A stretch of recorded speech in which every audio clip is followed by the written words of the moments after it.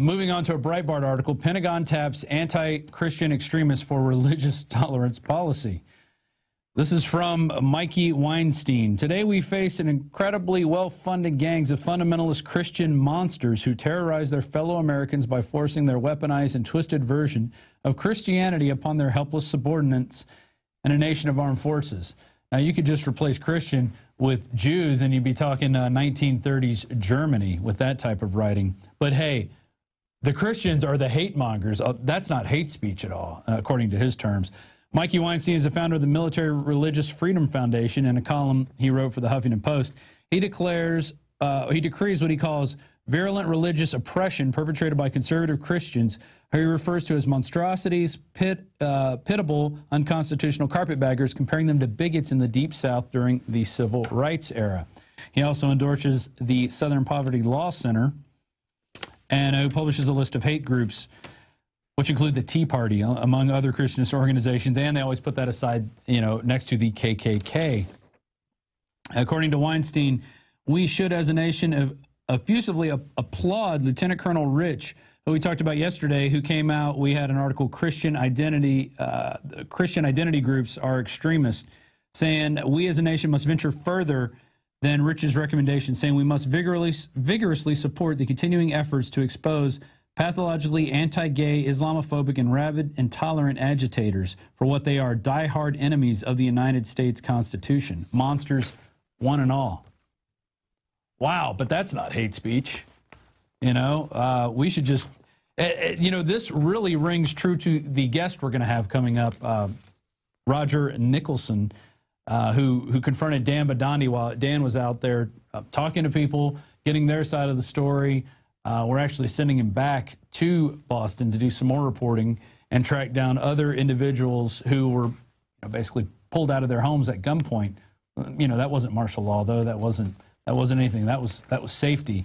And I think that takes me back to it's a Benjamin Franklin quote: "Those who give up liberty for security will get neither, nor do they deserve neither."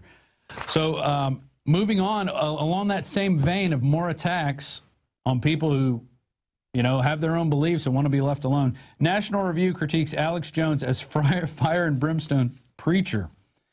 Alex Jones is a vexing problem for the neocon and liberal factions of the establishment. This is by Kurt Nemo. They can no longer deny his influence and that enjoys an exponential growth curve. Liberals have tried in vain to undermine Alex's political influence by either lampooning him or dismissing him as a conspiracy loon. This usually draws more people to his website, radio, and television shows instead of sending them away. The neocons over at the National Review Online have devised a different approach. Instead of portraying Jones as a dangerous white ring fanatic, which is what the Southern Poverty Law Center does, the neocons have decided to depict Jones as an analogous, fire-breathing, Bible-thumping Southern preacher. And that story was written by Betsy Woodruff. You can go read her you know, her total truth, the gospel of Alex Jones. And I like this. It starts off, InfoWars is a misnomer. At its core, 9/11 truther Alex Jones' infamous website is not about info, it's about faith. When all we do is put source after source after source after source. Most of the time, mainstream media. Sometimes citizen journalists on YouTube. But we put the sources out there, and we're not afraid to put them out there. But hey, it's all about faith. You have to take a leap of faith to believe that the DHS is buying over 1 billion+ bullets. Okay, you have to take a leap of faith in that the FBI had no idea who these guys were when they put their pictures on the TV enlisting the help of the people in Boston. You have to take a leap of faith to believe nobody knew what was going on during 9/11, even though there's countless evidence that we knew who these people were, where they were from, and that they were being trained in the United States. You have to take a leap of faith to believe that Timothy McVeigh was the lone wolf perpetrator of the Oklahoma City attacks. Okay, it's all leap of faith, even though we interview people who were there, who were on the trail of these people, who were on the scene the day of these events. But hey, don't pay any attention to that.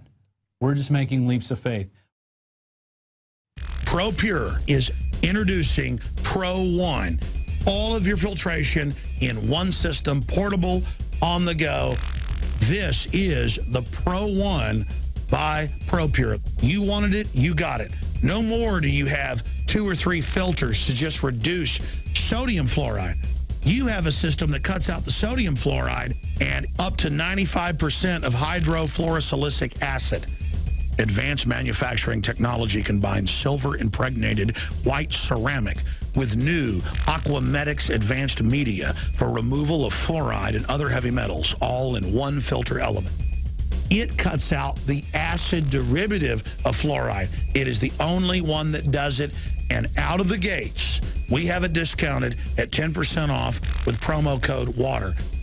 This is the only system that in one unit helps reduce or remove pesticides, herbicides, chloramines, ammonia, and chlorine, hydrofluorosilicic acid, the most common form of fluoride not covered by other fluoride filter brands, and sodium hexafluorosilicate.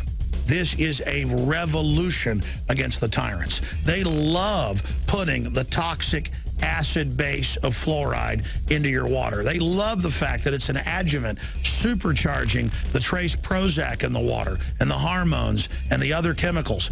By cutting out fluoride, you cut out the turbocharger in all the poison being artificially introduced into your body. This is what I use. It's a win-win. You get a high-quality product at the lowest price. You support the InfoWar. Get your Pro Pure with the new Pro One filter today at InfoWarsStore.com or by calling 888-253-3139.